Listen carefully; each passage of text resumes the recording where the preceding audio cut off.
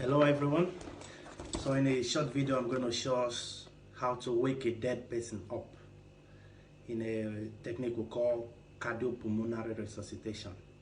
Yeah, a lot of people have died a sudden death without being announced, without planning, without any suspicion of death coming. A typical example was my dad. He was actually preparing to go to farm on the fateful day when he died. We just saw him on the floor. Fortunately, the person that met him there, I don't know how long he's been on the floor anyway before he was met, but we lost him because of lack of knowledge, and probably when he was met as well, it might be too late. So how do you wake a dead person up? If the dead person is fortunate enough to be met early enough, he can be brought back to life. And how do you do that? In a technique we call cardiopulmonary resuscitation. So it can be done manually with your bare hands, and it can be done as well with a device we call defibrillator. So I'm going to show us how to do it with your bare hands, because it can happen at any time, anywhere, and you may not have any equipment at hand. So how do you do it? First of all, when you see someone lying on the floor anywhere, or you saw him as he was collapsing or whatever, first thing to do is to make sure the environment is safe for you and for the patient before you dive into cardiopulmonary resuscitation. Having secured the environment, second thing is to check for the sign of life. Because this, just as I said, is how to wake a dead person up. We don't do it for people that are living. If there's any sign of life, then there's no need to do it. So first of all, you check if the person is alive, any sign of life. How do you do it? By tapping the person and calling the name, and looking as well to see if the person is breathing. So I'm going to go, hey John, are you all right? Hello, can you hear me? Hello? There's no response, so which suggests he's dead. So the next thing we'll do is to check for, I will call for help. So, hello, anyone around? Someone help me? So just call if there's anyone, the person will come and assist and make plans to take the person to hospital as well. If there's no one around, you don't need to leave. First of all, you have to do the CPR, cardiopulmonary resuscitation. Having called for help, the next thing is to check for airways. First of all, you tilt the head to open up the airways slightly, hand under the chin to make sure the airway is through. Then you check if the person is breathing. Look at the chest in the breathing movement. You can put your ears near the mouth to see if the person is breathing. So if he's breathing, you don't need to do CPR. All you need to do is to put him in a recovery position, lay him on the left side, tilt the mouth slightly downward so that any fluid in the mouth will flow out. But if there's no sign of breathing, that suggests the person is dead, and you need to wake the person up as soon as possible.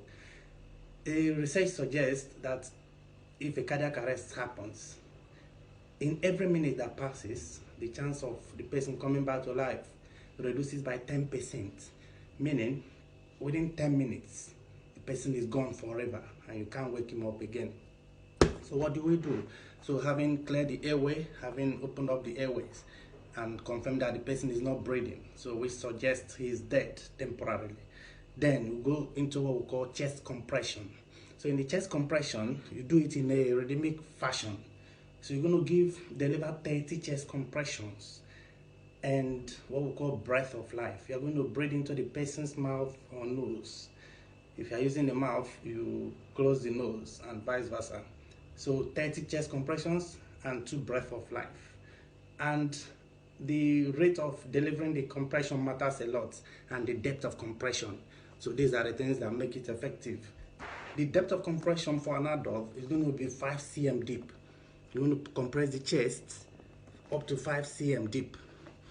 Then the rate is 2 compressions per second. 2 compressions. So you are going to deliver roughly 120 compressions in 1 minute. Yeah, so that's how it's done. Then the place of compression is the left side of the heart, of the chest. So somewhere here around the sternum, around the breastbone, we're going to deliver it around here. If you're able to do it in a particular fashion, there is a high chance that the person will come back to life. if it's a case of cardiac arrest. So let's go. You clamp your fingers in between each, and preferably you stay at the right side of the patient while you deliver it at the left side of the chest. So we're going to go 30 compressions and 2 breaths of life. There we go.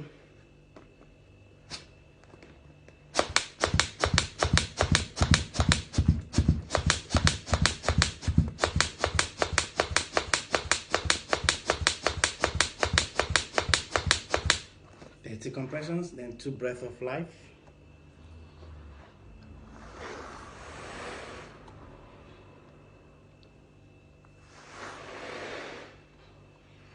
So that is it, and you're going to repeat this procedure for about 5 times. Then hopefully if someone came for help, you can switch over with the person. You need to continue this exercise till there is a sign of life, or you get exhausted and there's no one to help you, or maybe an ambulance comes to take the person to the hospital. Please, this exercise is very simple and it's very essential. You can lose a lovely one just in the twinkling of an eye. It happens. It happened to my dad. So please, cardiac arrest is not something far from us. The heart works so hard. It beats roughly 80 times in a minute. So in 1 hour, the heart beats like 115,000 times. And it beats like that every single day, every hour, every month, every week, every year.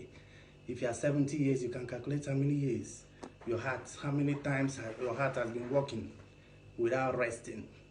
It can happen to anybody, irrespective of age. Please and please learn it, teach it to other people. Let's save lives. It matters. Thank you so much for watching, and God bless you.